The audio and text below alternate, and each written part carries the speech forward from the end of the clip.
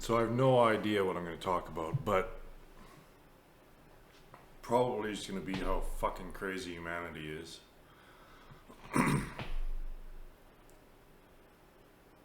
So, how does one pull oneself out of a state of delusion? Well, first of all, I think you'd have to recognize that you are actually in a state of delusion, which is really hard because that's exactly what a state of delusion is not knowing what the hell is going on. Not knowing what reality is. So you are in a state of delusion. This whole realm is a state of delusion. If you believe that you, the self, you are your name here, and that you are some convoluted combination of thoughts and sensations, then you are in a state of delusion. This whole realm. You were born into delusion. And the purpose of all of this is to find that out and get out of the delusion.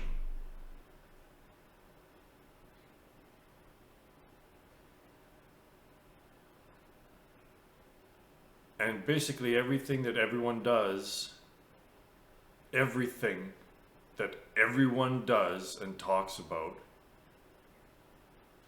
is an attempt to reaffirm. It's trying to make the delusion real.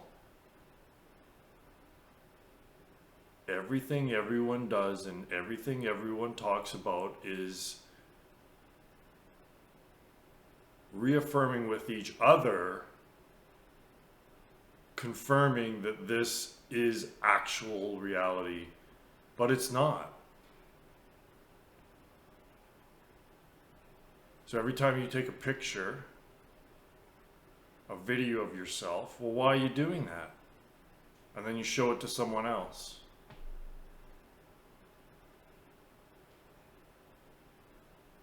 So you don't know that you're in a state of delusion because every single minute of every single day and all of the effort that you put into this world makes it seem like it's real.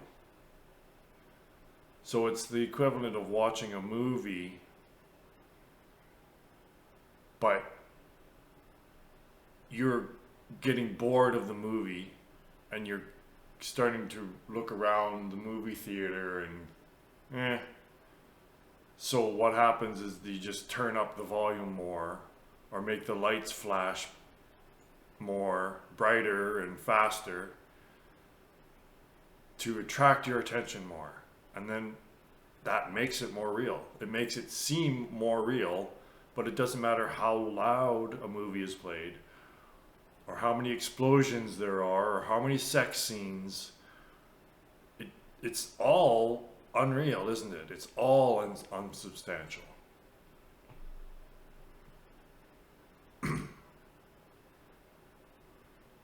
But you have to disengage from your interest in the movie and look around the theater and realize that you can stand up and leave anytime you want. So the equivalent of standing up and leaving anytime you want is this.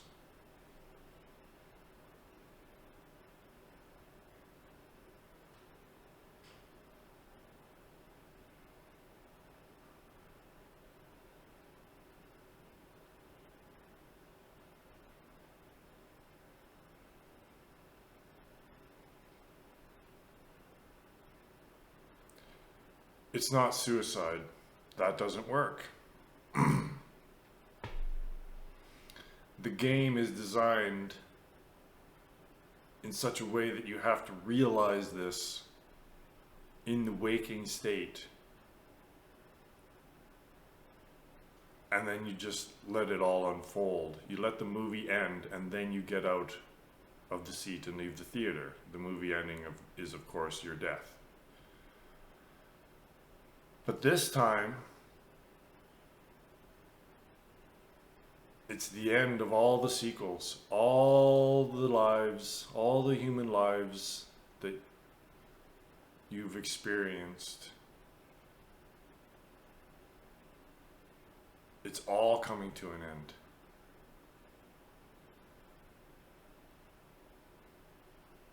And if you're still in this state of delusion, not recognizing that you're basically in a theater, that this is your chair. It's just a 3-dimensional movie or 4-dimensional video game. This is the chair. You just get to move around in it. You kind of, you're one step vicariously inward, because it appears as though you are the character. So when you're reading a novel, you may, in your mind's eye, pretend that you are the character, but this is the same thing, except the mind's eye is just really, really, really clear and vivid. So how do you recognize that you're in a delusion? Because that's the first thing to get out. You have to recognize that you're in a delusion. So you have to sit in a chair. You just sit. You just stop doing everything. You just stop paying attention to the movie, and you pay attention to what's in the chair. In the chair. You're not even in this. But it's an analogy. But you have to, like, it's the simplest thing, but it's so uncomfortable that people just don't do it.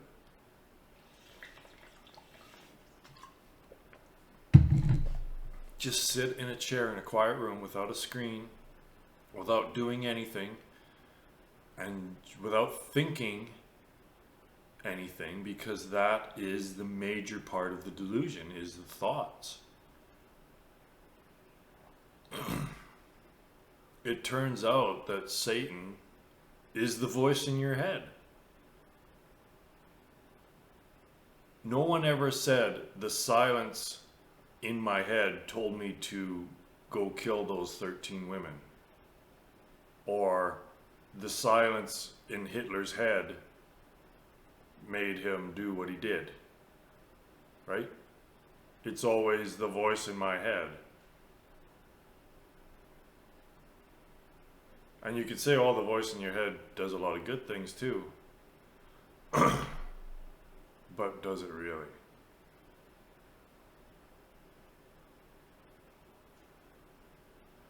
So as uncomfortable as it is, because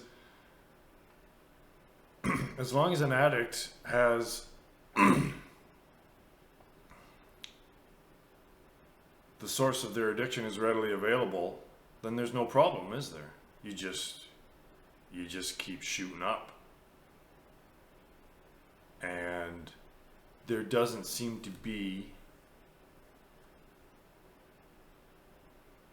an end to thought, right? You can always think more. There's always, and the screen, right? The screen is what causes this feedback loop that gets the mind churning.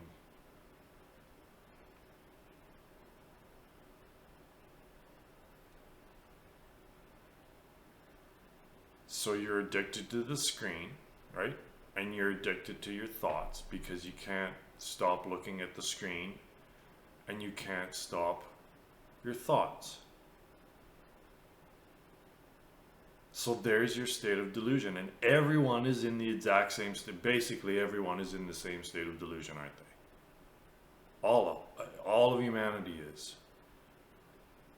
So if everyone around you is in the same state of delusion, then it appears normal. No one's in a state of delusion, right? But when you look around you and when you actually stop and look at yourself, look at your own consciousness rather than looking at everything that thought is created on the screen in a redundant fashion. It's all redundant, isn't it? We're becoming inbred. Like, it's the same as inbreeding. We just regurgitate and then eat this. We just keep looking at ourselves on the screen, and we're becoming, excuse the word, retarded, spiritually retarded, and in a deep state of delusion. We're inbred. We're spiritually inbred.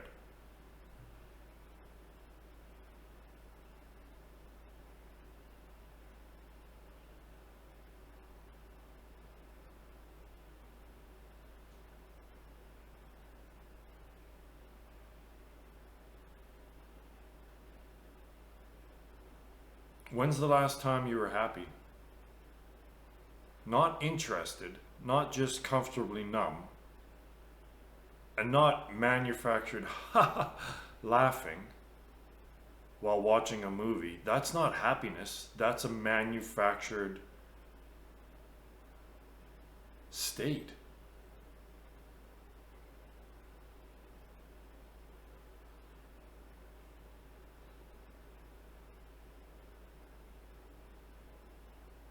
So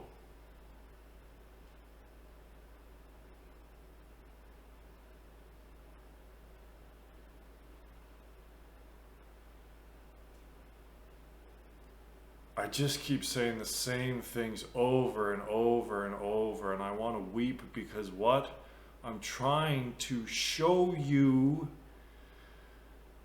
is your innate happiness.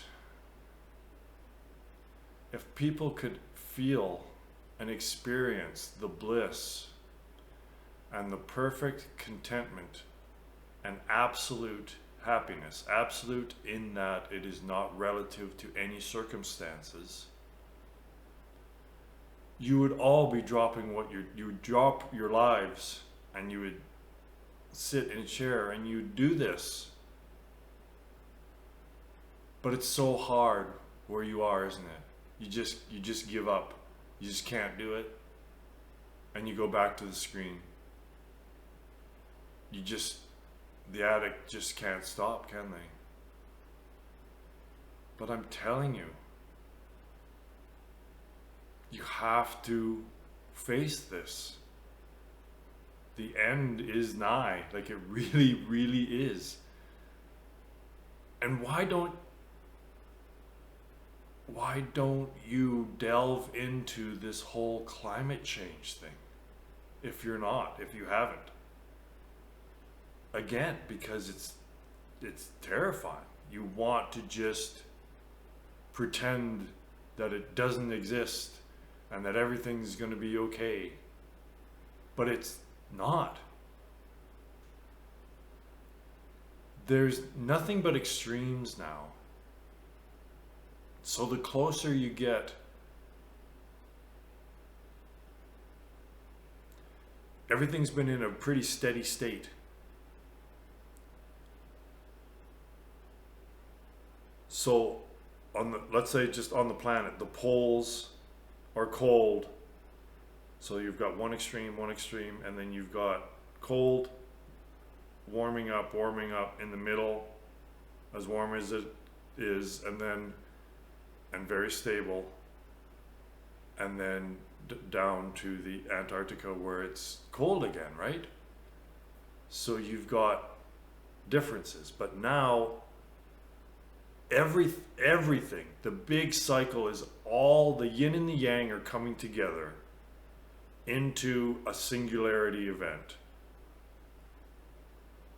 In every frame of reference, like everywhere. So it's all fractal, and it's all a holographic in nature, in that one little, if you look at one part of all of it, it is basically the same as the whole. And what's the whole? Well, the whole is actually what's happening directly with your consciousness all the time. It's directly vertical. So what's happening in the environment even, and with all systems of thought in the thought realm and the physical realm, the same thing is happening. So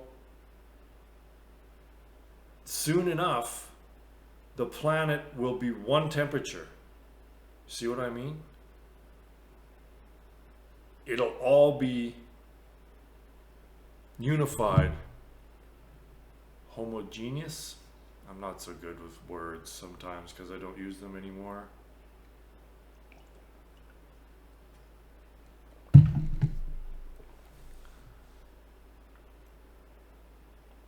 And as this happens, it's extreme, like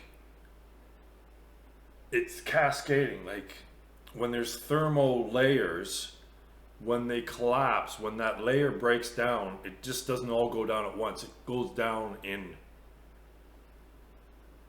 cascading. So it doesn't happen uniformly. It happens very erratically.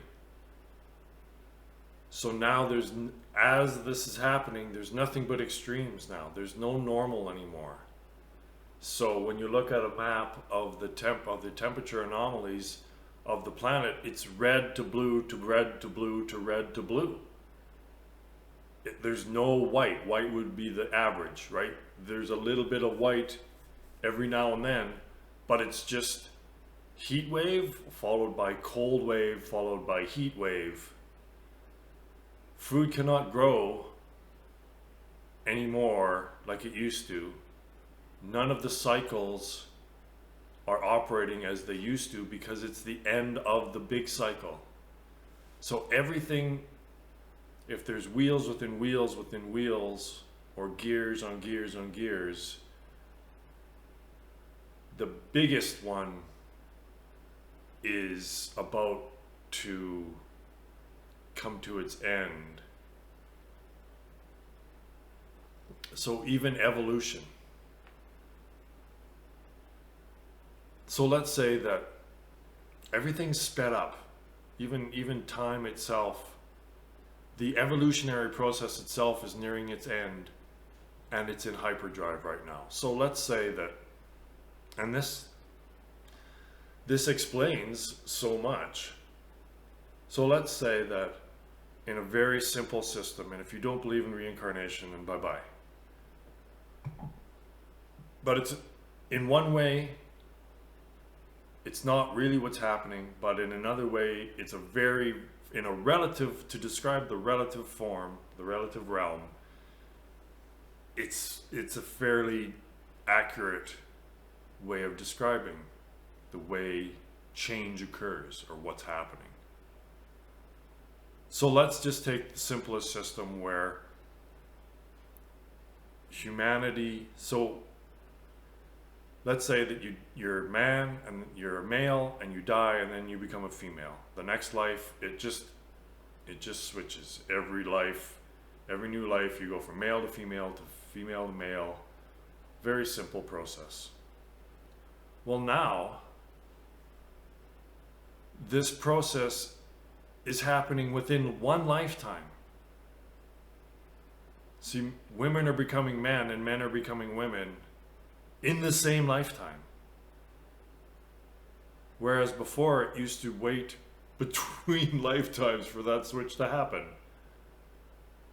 So this is why this is happening with humanity, is because we're nearing the end and the evolutionary process is ending, and it's in hyperdrive. So this is why men are turning into women and women are turning into men within the human species.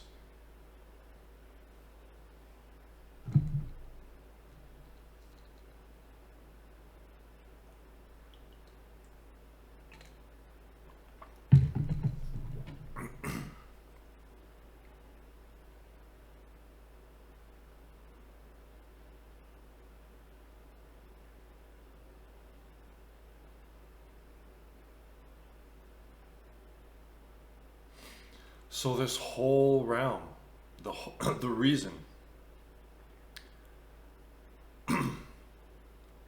science has stripped meaning and reason for life. And that's the whole purpose, is what is the meaning of this? What is the reason for it?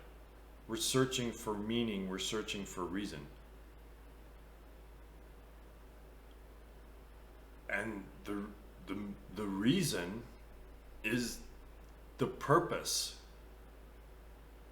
is to find conclusion. Because this is a video game that you've chosen to enter, and the purpose of the game is to escape the game.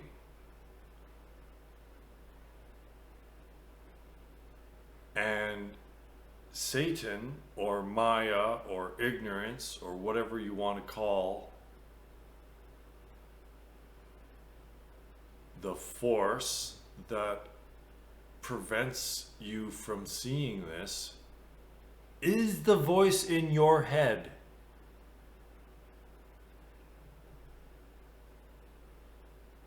It's that simple. But no one wants to admit it, not even spiritual gurus. Most of the spiritual gurus are trying to make it so that you can have your cake and eat it too. That you can be in this realm and not suffer.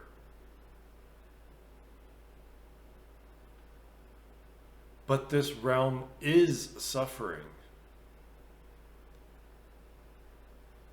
So while it is correct that when one reaches enlightenment, there's no such thing as enlightenment. When a person reaches enlightenment, there is no more suffering. But like I said, the credits need to roll,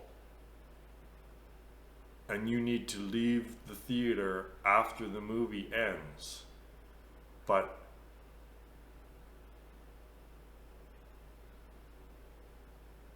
the movie ends. You have to let go of all of this and not hold on to anything. Your spiritual practice isn't about holding on with one hand and letting go with the other. It's about letting go.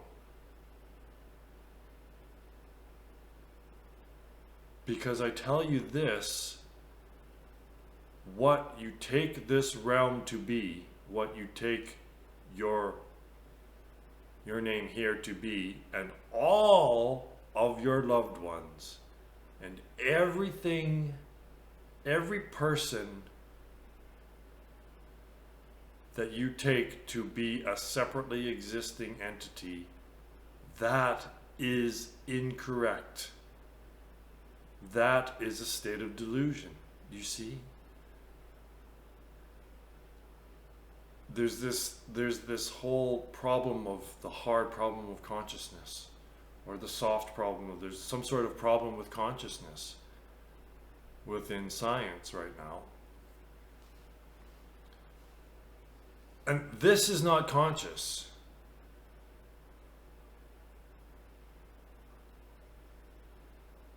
Awareness is aware of this,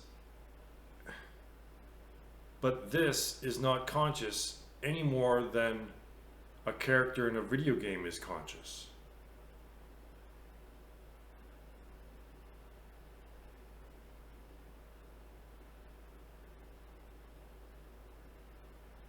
One could say this is consciousness itself.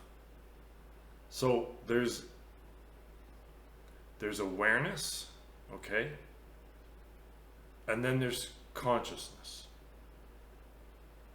And I define consciousness as the content of awareness. So in dreamless sleep, there's awareness with no content. And this is awareness with content.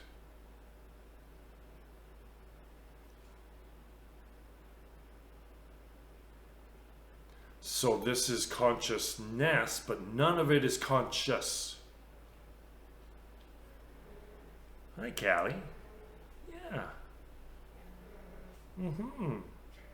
Yeah. Not even Callie is conscious, are you? No.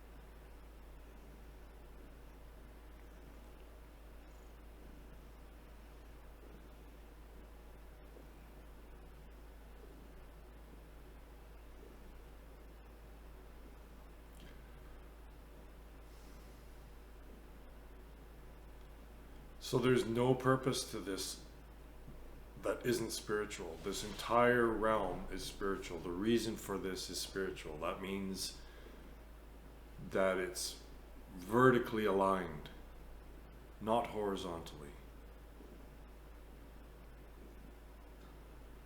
So instead of trying to do more and turn up the volume and have more flashing lights to make it appear as though this is real, what needs to happen is the opposite. So no matter how difficult it appears, you need to turn your attention away from all of this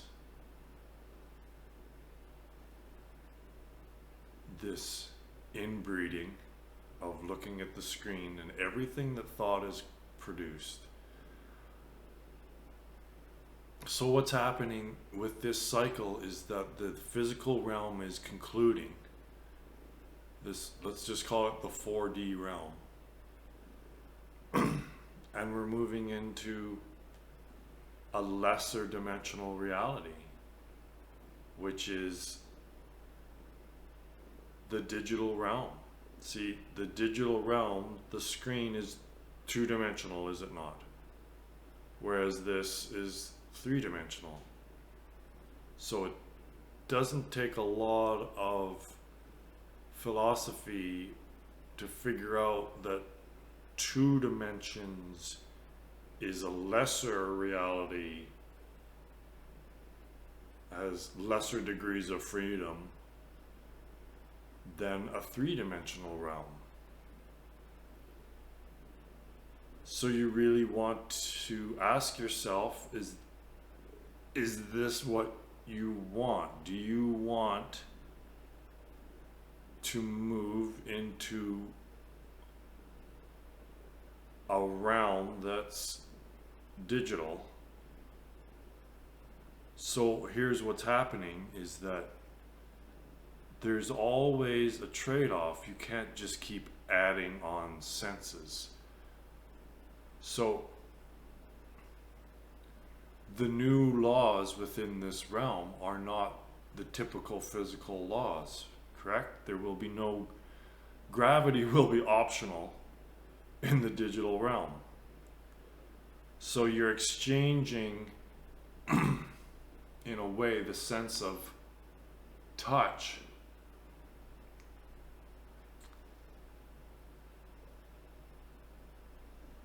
in order to be able to fly around and not be affected by gravity. So that's a trade-off. And then taste, well, that's gone, right? There will be no tasting. There will be no need for eating in a digital realm, correct? All of the biological necessities that are required in this realm will not be required in the digital realm. So that's how Now think about what heaven, the conventional relative idea of what heaven is. Well, you go up into the clouds where you live forever and never die and never have physical pain anymore. So in the digital realm, that world only requires electricity, which you can get for probably a couple more billion years from the sun. So let's just say everyone gets uploaded into Elon's super spaceship, and it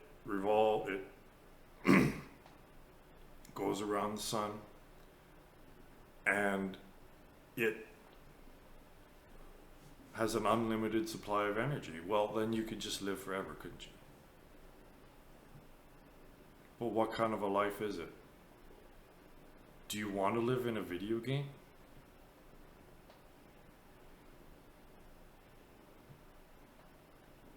And this is another reason why this new generation, they have no sexual drive. They just play video games in their basements. There's no sexuality anymore. Men have very little testosterone anymore. I read a stat that in 2002,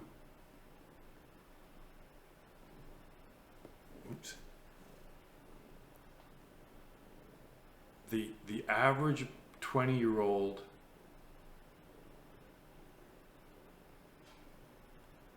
has as much testosterone as a 67-year-old 100 years ago. So a male that was 67 100 years ago had as much testosterone as a 20-year-old now. Because there's no need for it anymore. Because we're moving away from being biological entities.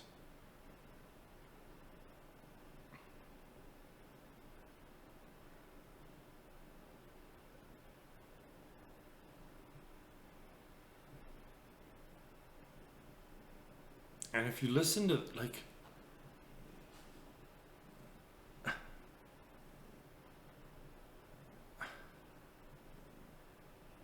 if you live in a city and you hear this, it's too late. It's already too late for you. Do you understand? If you're the average person, you've got $1,000 in the bank account and $87,000 in debt. Just making numbers up, right? You can't get out now. You can't just leave your apartment and go grab some land and start growing food and becoming self-sufficient. You should have been doing this years ago. So what if you're trapped? See, these cycles, the environment, the climate is not going back to the way it was. These are massive cycles that have been generating, unraveling, unfolding at an exponential rate. And there's no going back now.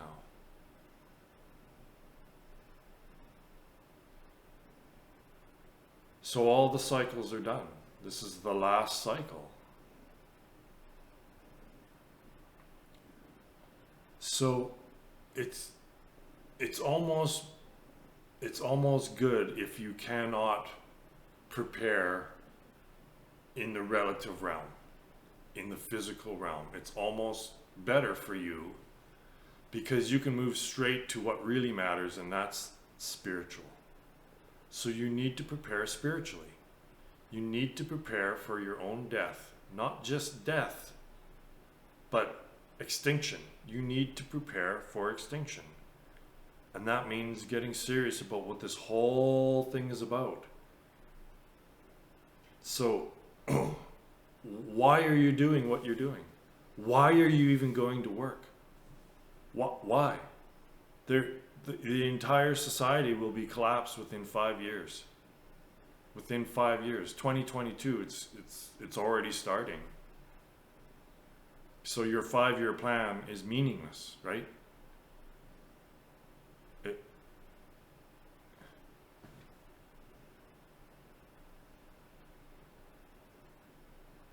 So do the best you can. Buy some silver. I don't know, grow a little garden on your balcony or whatever you're going to do. Do the best you can in the relative realm. But don't focus on it. Find out, once you realize that this is a video game, then none of it matters, does it? What does it matter if the character starves to death in a video game? If you're no longer vicariously attached to that. So that's what you need to do. You need to detach, realize that you are not your name here, and that this whole thing is just a dream, it's just a game, and you transcend it. It's not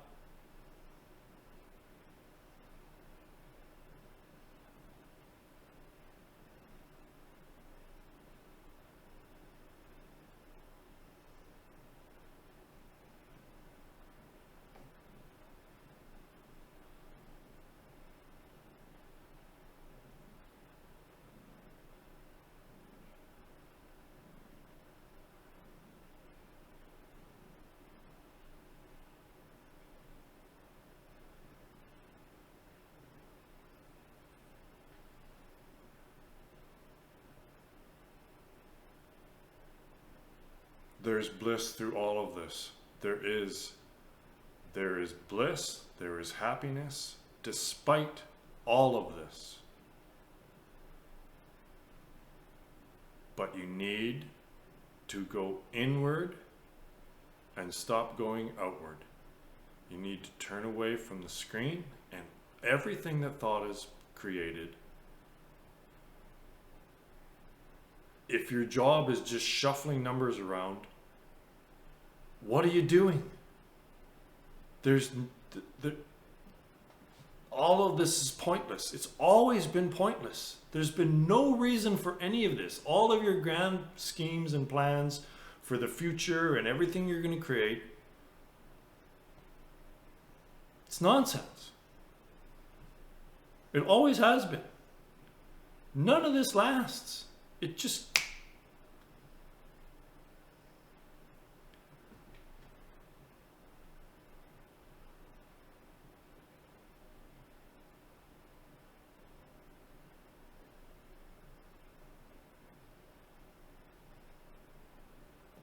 So again, it's just the simplest thing. In theory, it's the simplest thing, and in practice, it's the most difficult thing. So you need to just sit around, play around. Like, it's really wonderful if you can get to that state where you get to lay around and not focus on anything and just be in bliss. You just lay around and you're just happy in your own beingness. It's the most wonderful gift ever, because you're never like, it's just pure awareness, just pure.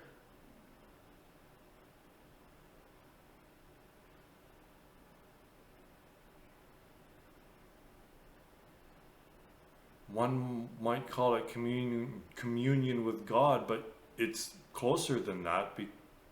It's closer than that. This body would be communion with God, but you are God. That's the purpose of this.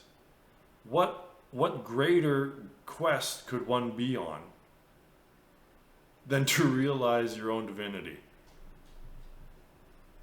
Like, can you think of something better to do than to realize that you're God?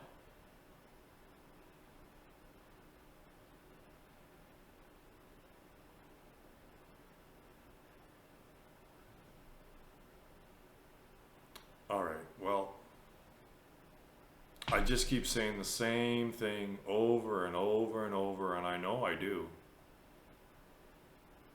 But that's because there's only one thing. The one thing, omniscience is knowing not everything, but knowing the one thing. And the one thing to know is what the reason, the purpose for all of this. And that is to leave all of this.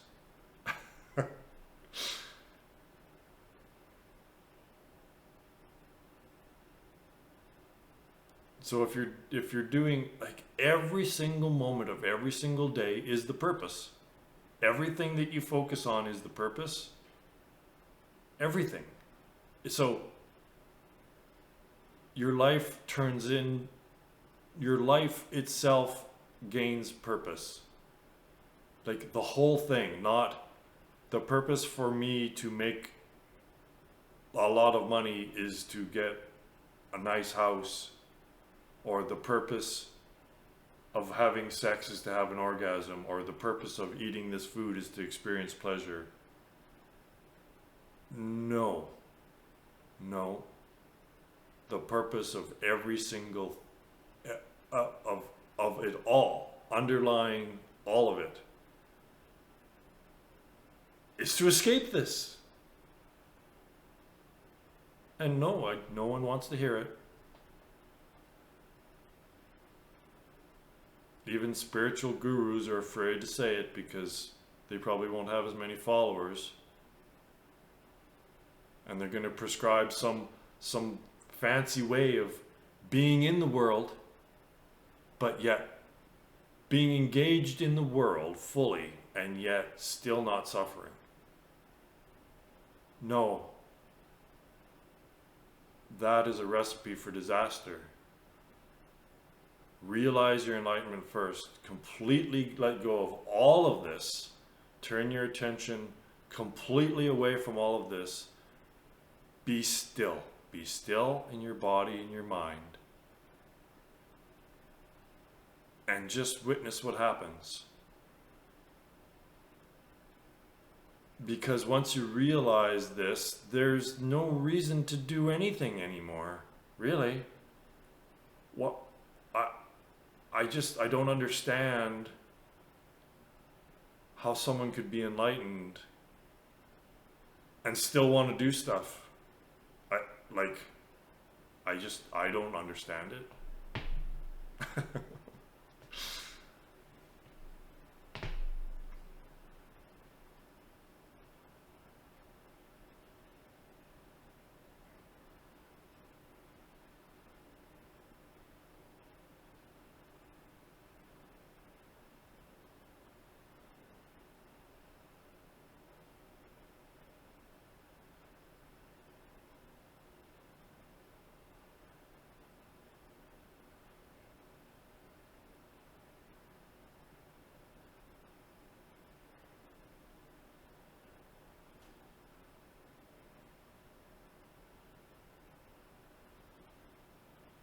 It's the hardest thing to do. It's the hardest thing you'll ever do in your life, and it's the most rewarding. To be able to abide in and as effortless thought-free awareness. Drop everything you're doing and just attend to this.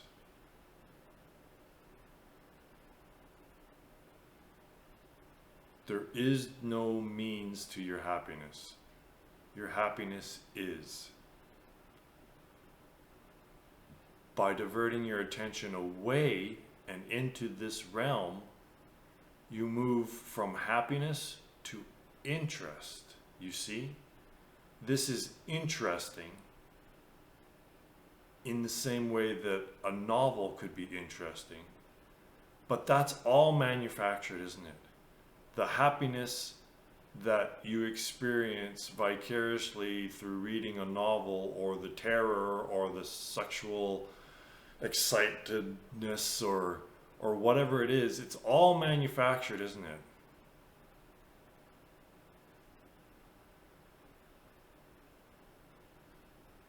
So that's not happiness, that's interest. You're interested. Mathematicians do math because it's interesting. It's not because it leads somewhere or makes them happy. It's just interesting. It's something to focus on. Exterior. So you form a relative, I know I exist, I think therefore I am, basically. But it appears as though all of this thought and mathematics is pure thought. It doesn't even require the physical realm for it to churn out thought. But it's not leading anywhere. It's not leading to some greater truth. It's actually leading to more delusion and illusion. So science works, yes, but it works only to project the illusion. That's its function, is to produce the illusion. So they're going to keep going on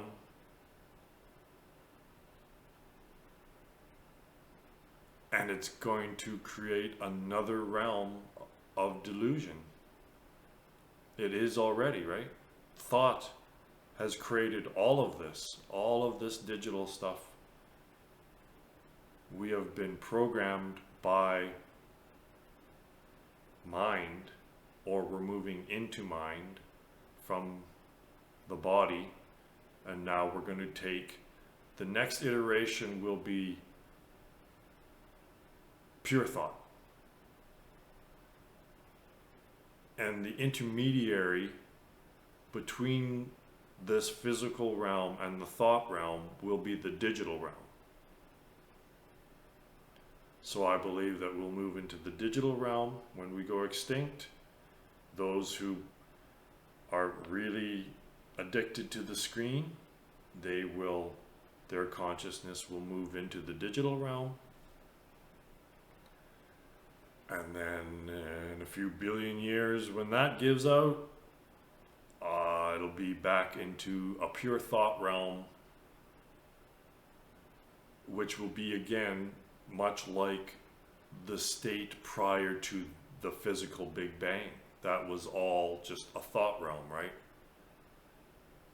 The Word was with God and the Word was God. So Word would be thought, right? So it's just cycle upon cycle upon cycle, and you've just done this. It goes on for infinite redundancy. Emptiness, emptiness, emptiness, emptiness, emptiness, emptiness. We take that which is empty to be substantial, and that which is substantial to be empty.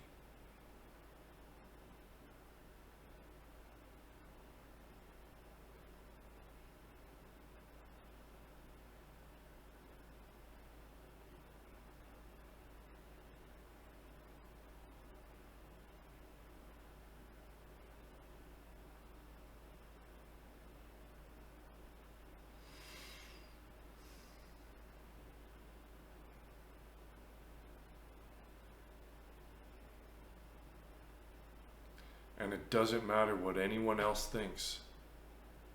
It doesn't matter what your family thinks. It doesn't matter what your friends think. It doesn't matter what your co-workers think. Turn away. Don't sit down in front of the television with everyone else. Go sit in a room by yourself and stare at the fucking wall.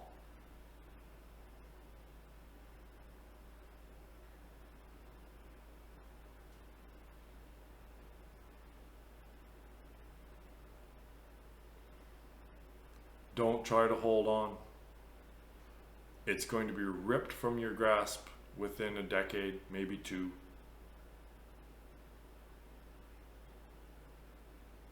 Just don't hold on to anything. Don't push it away, but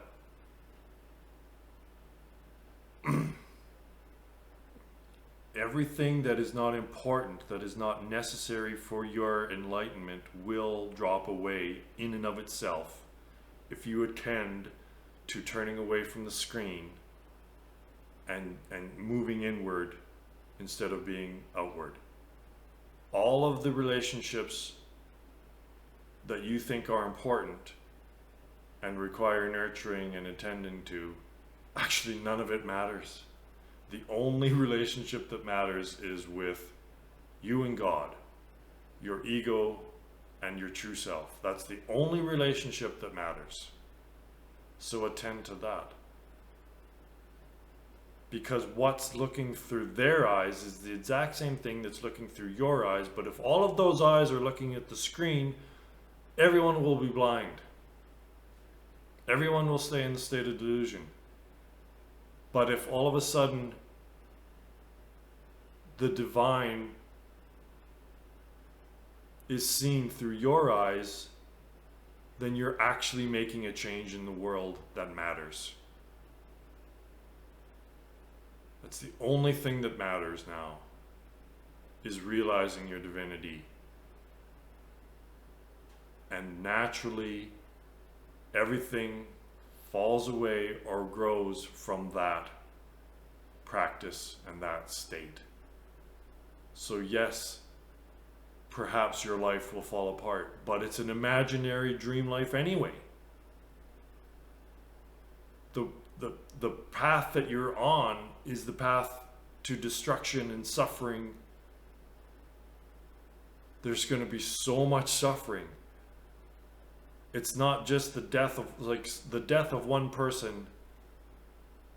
You suffer, right? There's usually suffering involved with death. Well, what if the death of the entire species at once? How much suffering is that going to entail? And if you just keep doing the same old, you will be in that boat too. A literal hell approaches. Where do you think these ideas of heaven and hell came from? We've done it over and over and over and over. So you can't just keep doing the same thing. You have to do the opposite. Just stop thinking and stop moving. And just be.